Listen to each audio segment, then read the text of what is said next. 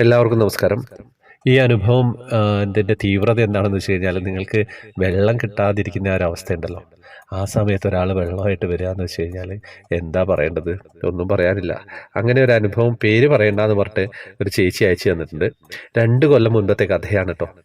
ഭർത്താവും മോനും മോളുമായിട്ട് രാവിലെ തൊഴുതിട്ട് ഉച്ചയോടെ ട്രെയിനിൽ തിരിച്ചു വരാമെന്ന് കരുതിയിട്ട് എറണാകുളത്ത് വണ്ടി വെച്ചിട്ടാണ് പോയത്. കാറ് വെച്ചിട്ടാണ് ട്രെയിനിൽ കയറിയത്. ട്രെയിനിൽ കയറാൻ പോകുമ്പോഴേ എനിക്ക് നല്ല ദാഹം ഉണ്ടായിരുന്നു.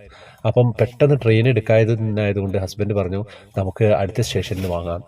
പക്ഷേ അടുത്ത 2-3 സ്റ്റേഷനിൽ ഇറങ്ങിയിട്ടും വെള്ളം കിട്ടിയില്ല. സത്യം പറഞ്ഞു കഴിഞ്ഞാൽ ആ ചൂടും എല്ലാം കൂടി ആയപ്പോൾ ഞാൻ തളർന്നു എന്ന് പറഞ്ഞാൽ അതിൻ്റെ തീവ്രത പറഞ്ഞാൽ മനസ്സിലാവില്ല. ഭഗവാനെ ഞാൻ മരിച്ചു പോവുകയാണോ എന്ന് എനിക്ക് തോന്നി. അങ്ങനത്തെ ഒരു അവസ്ഥയിലായിരുന്നു. ഭർത്താവിനാണെങ്കിൽ എന്താ ചെയ്യേണ്ടത് എന്നറിയില്ല.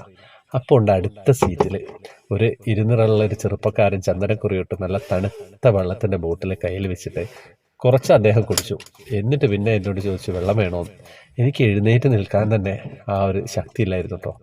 ഭഗവാനെ എന്താ ചെയ്യേണ്ടതെന്നറിയില്ല. ഭർത്താവ് വെള്ളം വാങ്ങി എനിക്ക് തന്നു കേട്ടോ. ഞാനത് കുടിച്ചു കഴിഞ്ഞപ്പോൾ ഉണ്ടായുള്ള എൻ്റെ ഒരു അനുഭൂതി ഉണ്ടല്ലോ, കണ്ണാന്ന് ഞാൻ മനസ്സിൽ സത്യം പറഞ്ഞു കഴിഞ്ഞാൽ എത്ര വിളിച്ചതെന്നുള്ള അറിയില്ല. പിന്നെ ഞാൻ നിങ്ങൾ നോക്കിയപ്പോൾ ആ ചെറുപ്പക്കാരനെ അവിടെ ഒന്നും കണ്ടില്ല. അതെൻ്റെ ഭഗവാൻ തന്നെയല്ലേ എന്നെ രക്ഷിക്കാൻ വന്നത്. ആ ഒരു നിമിഷം ആ ഒരു എന്താ പറയേണ്ടത് ഒന്നും പറയാനില്ല കേട്ടോ. അങ്ങനത്തെ ഒരു അനുഭവമായിപ്പോയി. വെള്ളത്തിൻ്റെ ആ ഒരു തീവ്രത നിങ്ങൾ അനുഭവിച്ചാലേ മനസ്സിലാവുള്ളൂ. ചില സമയത്ത് ചില സ്ഥലങ്ങളിലൊക്കെ എത്തിക്കഴിഞ്ഞാൽ കുടിവെള്ളം കിട്ടാതിരിക്കുമ്പോഴുള്ള അവസ്ഥയുണ്ടല്ലോ, ഒന്നും പറയാനില്ല. വാട്സപ്പ് ഗ്രൂപ്പിലേക്ക് വരാം, ജോയിൻ ബട്ടണിലൂടെ വരണം. കൃഷ്ണവിഗ്രഹങ്ങൾ സമ്മാനങ്ങൾ നൽകുന്നുണ്ട്. വേറെ വിശേഷങ്ങളൊന്നും ഇല്ലല്ലോ. ഹരേ കൃഷ്ണ.